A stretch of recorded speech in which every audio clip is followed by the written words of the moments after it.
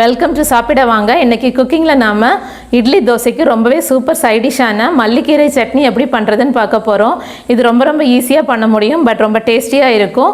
Video skip பண்ணாமல் கடைசி வரைக்கும் பாருங்கள். தொடர்ந்து நம்மளோட வீடியோஸ் பார்க்கணுன்னா நம்மளோட சேனல் சப்ஸ்கிரைப் பண்ணுங்கள். அதுக்கு பக்கத்தில் இருக்கிற பெல் ஐக்கான் கிளிக் பண்ணுங்கள். இப்போ நாம் மல்லிக்கீரை சட்னி எப்படி பண்ணுறதுன்னு பார்க்கலாம்.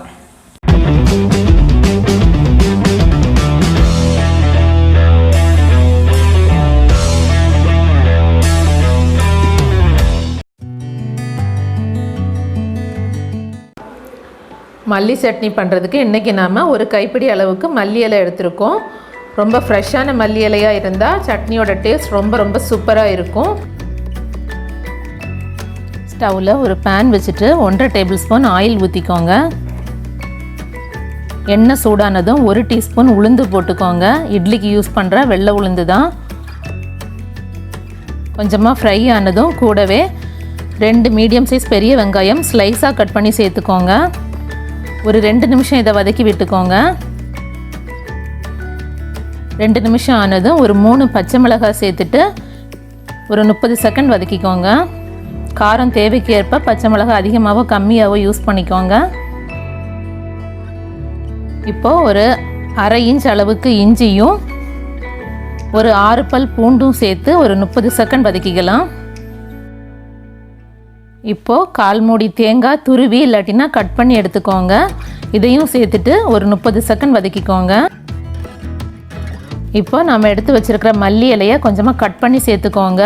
அப்படியே சேர்த்துனீங்க அப்படின்னா வதக்கிறது கொஞ்சம் கஷ்டமாக இருக்கும், அதனால கட் பண்ணி சேர்த்துக்கோங்க. மல்லி இலை போட்டதும் லோ ஃப்ளேமில் வச்சுடுங்க. அப்போ தான் மல்லி இலையோட கலரும் டேஸ்ட்டும் மாறாமல் இருக்கும். 1.5 நிமிஷம் நல்லா வதக்கி விடுங்க.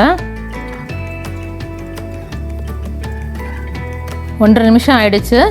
இப்போ வந்துட்டு ஸ்டவ் ஆஃப் பண்ணிக்கலாம். ஆஃப் பண்ணிவிட்டு இதை கொஞ்சம் ஆற விட்டுறலாம். நல்லா ஆறிடுச்சு. இப்போ இது ஒரு மிக்சர் ஜாரில் போட்டுக்கலாம். இதில் தேவையான அளவுக்கு கொஞ்சமாக தண்ணி சேர்த்து அரைச்சிக்கோங்க. இது மாதிரி கிரைண்ட் பண்ணி எடுத்துக்கோங்க. இதை வந்துட்டு இப்போ ஒரு பவுலுக்கு மாற்றிக்கலாம். இப்போ இதில் ஒரு 3/4 டீஸ்பூன் உப்பு சேர்த்து மிக்ஸ் பண்ணிக்கலாம். நீங்கள் வந்துட்டு அரைக்கும் போதே போட்டு அரைக்கிறதுனாவும் அரைச்சிடுங்க.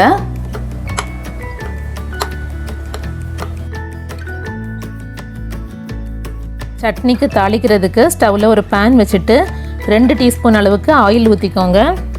ஆயில் சூடானதும் 1 டீஸ்பூன் கடுகு, 1 டீஸ்பூன் உளுந்தம் பருப்பு சேர்த்துக்கோங்க. கருவேப்பிலை போடணுன்னு அவசியம் இல்லை, உங்களுக்கு தேவைன்னா போட்டுக்கோங்க. கடுகு வெடித்ததும் ஸ்டவ் ஆஃப் பண்ணிவிடுங்க. கூடவே 2 மிளகாய் வத்தல் சேர்த்து மிக்ஸ் பண்ணி விட்டுருங்க. தாளிப்பு ரெடி பண்ணியாச்சு. இதை நாம் அரைச்சி வச்சுருக்கிற சட்னியில் சேர்த்துடலாம். அவ்வளோதான், சூப்பராக நம்மளோட மல்லிக்கீரை சட்னி ரெடி ஆயிடுச்சு.